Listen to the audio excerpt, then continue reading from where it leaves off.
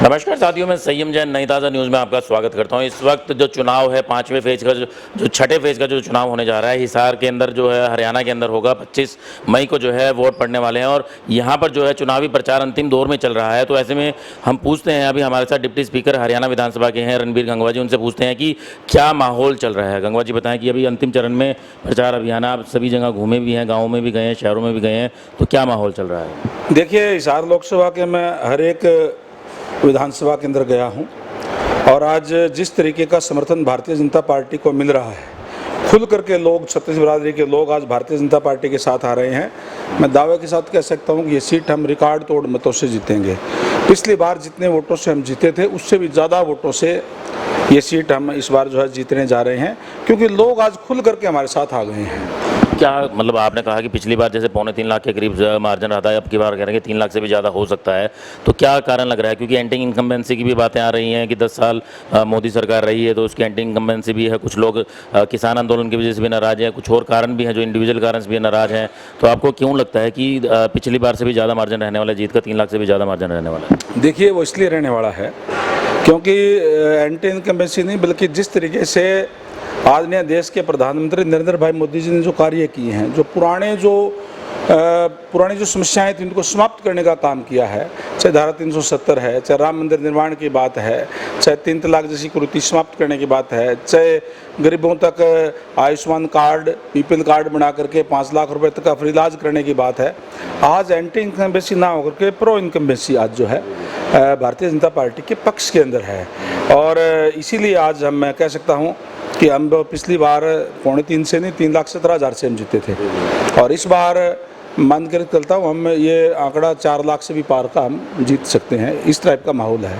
4 लाख से पार का आंकड़ा की बात कर रहे हैं, बड़ी बात कर रहे हैं रणबीर गंगवा जी की। 4 लाख से ज़्यादा जो है जीत रहने वाली है वोटों से। तो लेकिन अगर हम बात करें, ये तो सिर्फ एक केंद्र में मोदी के चेहरे के ऊपर चुनाव की बात आ गई, लेकिन हिसार में अगर हम बात करें, जो मुख्य मुकाबला जो माना जा रहा है कांग्रेस प्रत्याशी से माना जा रहा है, तो ऐसे में जो भाजपा प्रत्याशी है और जो कांग्रेस प्रत्याशी है, उनके इंडिविजुअल अगर हम बात करते हैं, तो दोनों की छवि की अगर बात करें तो छवि कैसी दोनों कैंडिडेट्स की जो है लोगों के बीच बनी? देखिए, दोनों ही बात है कि देश का चुनाव है और प्रधानमंत्री का चुनाव होना है, इसलिए मोदी साहब की तरफ लोग जो है देख रहे हैं। और दूसरा, अगर कैंडिडेट की भी अगर बात करेंगे तो हमारे कैंडिडेट चौधरी रणजीत सिंह जी हैं, जो पावर मिनिस्टर हरियाणा के हैं, और उन्होंने हर महीने की 5 तारीख को पहले वो हिसार में आते रहे, लोगों की समस्याएं सुनते रहते हैं और लोगों से जुड़े हुए रहे हैं।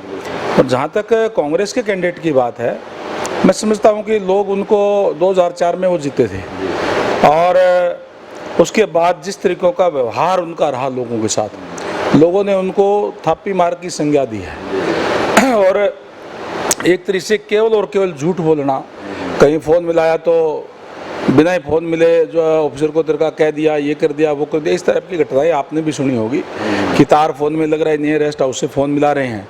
तो इस टाइप का उनका जो रहा है, इसलिए 2004 के बाद में कभी भी हिसार की जनता ने, बहुत से चुनाव उसने लड़े, कभी नहीं लड़ा, ना ही तो कोई एमएलए बनाया और ना ही कभी एमपी उनको जो है यहाँ से बनाया।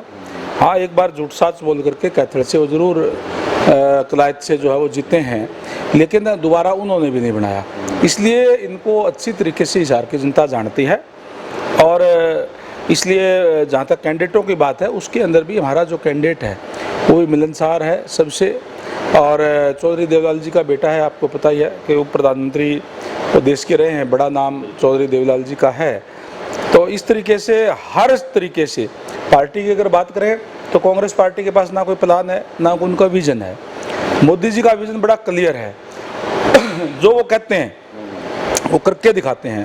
पहले भी उन्होंने जो कहा वो किया, और अब भी उनका जो लक्ष्य है वो ये है कि हम जब 2047 आएगा, जब देश को आज़ाद हुए 100 साल हो जाएंगे, 23 साल बाद में, तो हमारा जो राष्ट्र है वो विकसित राष्ट्र होना चाहिए, और उस दिशा की तरफ दिन रात एक करके वो कार्य करेंगे। और प्रदेश और देश की जनता जानती है इस बात को कि मोदी जी ने कहा है तो करके दिखाएंगे।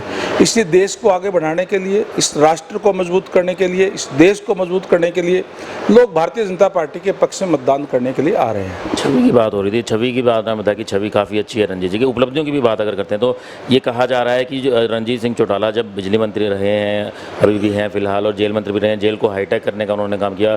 बिजली मंत्री रहते हुए दावा कर रहे हैं कि पूरे देश के अंदर ऐसा कोई भी प्रदेश नहीं है जहाँ पर जो है लाइन लॉस जो है 2 डिजिट से कम आया हो। हरियाणा में 2 डिजिट से कम जा चुका है। बिल्कुल निश्चित तौर पर लाइन लॉस भी उन्होंने कम करने का काम किया है, और जो निगम घाटे के अंदर था उसे घाटे से भी उबारने का काम जो है वो प्रॉफिट में लाने का काम किया है। और लोगों को बिजली के बिल बढ़ाए नहीं, बिना बिजली के बिल बढ़ाए निगम को प्रॉफिट में लाना और लाइन लॉस कम करना, ये तमाम उनकी उपलब्धियां रही है। जेल का भी जैसे आपने कहा कि सारी जेलों को हाईटेक उन्होंने बनाने का काम किया है। एक अच्छा तजुर्बा उनका है। वो पहले कृषि मंत्री भी रहे हैं, अब पावर मिनिस्टर रहे हैं, राज्यसभा में भी रहे, मेंबर पार्लियामेंट रहे हैं। तो एक लंबा तजुर्बा उनका है, उनका अनुभव है और लोगों के साथ मिलनसार है। तो निश्चित रूप से उनके अनुभव का यहाँ के लोगों को फ़ायदा मिलेगा। मतलब क्या लगता है कि दूसरे जो अपोनेंट हैं जेपी के, इस तरह की कोई उपलब्धियाँ हैं उनके पास? नहीं, उनके पास कोई नहीं। उनकी उपलब्धि बता रहा हूँ ना, उनकी उपलब्धि है। उपलब्धि लोगों ने दी हुई है, थापी मार की संज्ञा दी हुई है, झूठे वायदे उन्होंने लोगों से किए और किस तरीके से ग्रीन ब्रिगेड बना करके उन्होंने गोलियां चलाने का काम किया। आज हिसार के लोग भूले नहीं उन बातों को, इसलिए कोई भी उनके पक्ष में आज नहीं है और वो बुरी तरीके से हारेंगे। जमानत भी चले तो अच्छी बात है। तो आखिर में जानना चाहेंगे कि 25 मई को जो है मतदान होने जा रहा है, तो वोटर से आप क्या अपील करें? मैं तमाम लोकसभा के हमारे हिसार के जो मतदाता हैं उनसे, पूरे हरियाणा के मतदाताओं से, जो 6ठे और 7वें चरण के अंदर मतदान होंगे, उन सभी मतदाताओं से निवेदन करूंगा कि आप अपना एक एक कीमती वोट कमल के फूल वाला बटन दबा करके भारी मतों से भारतीय जनता पार्टी के प्रत्याशियों को जिताने का काम करें। आप दूसरे लोग जो हैं केवल एमपी बनने के लिए आपसे वोट मांग रहे हैं। भारतीय जनता पार्टी के प्रत्याशी इस देश को मजबूत करने के लिए, इस राष्ट्र को मजबूत करने के लिए आपसे वोट की अपील कर रहे हैं। इसलिए इसकी राष्ट्र के मजबूती के लिए अपना एक एक कीमती वोट कमल के फूल के निशान पर देने का काम करें।